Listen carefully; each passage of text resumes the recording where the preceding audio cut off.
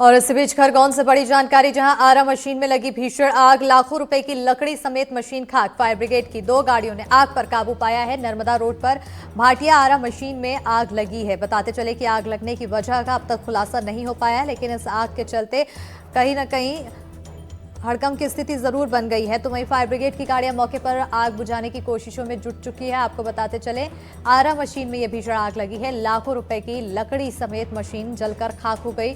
2 गाड़ियों ने आग पर काबू पा लिया है। तस्वीरें देखकर आप अंदाजा लगा सकते हैं कि यह आग आखिर कितनी विकराल रही होगी।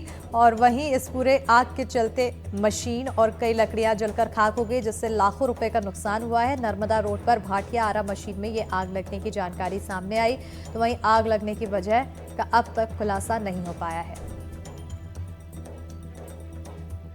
जब सूचना मिली कि रज्जू मामा के आरा मशीन में आग लग गई है, वैसे ही हम एक गाड़ी लेकर आए। एक गाड़ी और फिर बलवाई 2 गाड़ी पे हम 5 जने आए।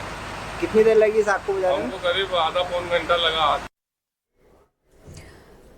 तो तस्वीरें आप देख सकते हैं, कम से कम इस आग को बुझाने में आधा पौन घंटे की समय लग गया था। ये जानकारी सामने आई। ज़्यादा जानकारी के साथ यहाँ पर आप देख सकते हैं, तस्वीरें खरगोन की है। आरा मशीन में ये भीषण आग लगने की जानकारी सामने आई है। आग के लपटे और जानकारी के लिए हमारे साथ जुड़ चुके हैं आशिक अली फोन लाइन पर सहयोगी। आशिक, क्या कुछ अधिक जानकारी इस आग को लेकर?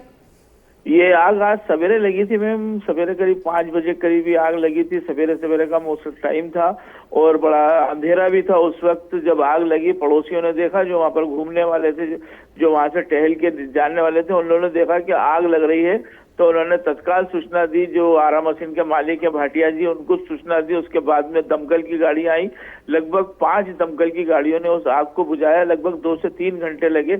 आसपास के क्षेत्र के अंदर भी पुलिस थाना भी पास में था, करीबी था। तो उन लोगों के जो आसपास के जो रहने वाले थे, उन लोगों को वहां से थोड़ा दूर हटाया है। आसपास के मकान भी थोड़े खाली करवाए थे, जब जाके आग को काबू पाया। सिर्फ इस व्यवस्था को लेकर ये अवेयरनेस थी उनकी कि आसपास कभी आग ना फैले, क्योंकि लकड़ी है और लकड़ी सूखी लकड़ी थी, आरा मशीन थी, इसलिए उसको लेकर उन्होंने बहुत अवेयरनेस भी की। वहां पर लोगों को सुरक्षित भी बाहर हटाया वहां से।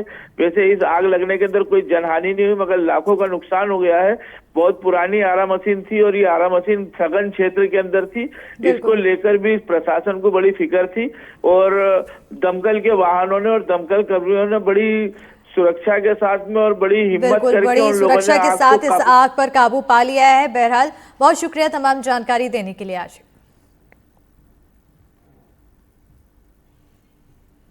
बढ़ेंगे आगे। मऊगंज में बहन की शादी की तैयारी के लिए सामान लेने आए भाइयों की कुछ मन बढ़ों ने पिटाई कर दी, जिससे पहिल पार का रहने वाले वेंकटेश द्विवेदी और आशीष द्विवेदी बुरी तरह से घायल हो गए। दरअसल दोनों भाई बहन की शादी में लगने वाले सामान की खरीदारी करने गढ़ बाजार पहुंचे थे। इतने में करीब 6 लोगों ने इन दोनों पर धावा बोल दिया। बदमाशों ने दोनों भाइयों को मारपीट कर 15,000 रुपए भी लूट लिए। जानकारी के मुताबिक हमला करने वाले बदमाश पेशेवर अपराधी हैं और जिले के कई थानों में उनके खिलाफ आपराधिक मामले भी दर्ज हैं।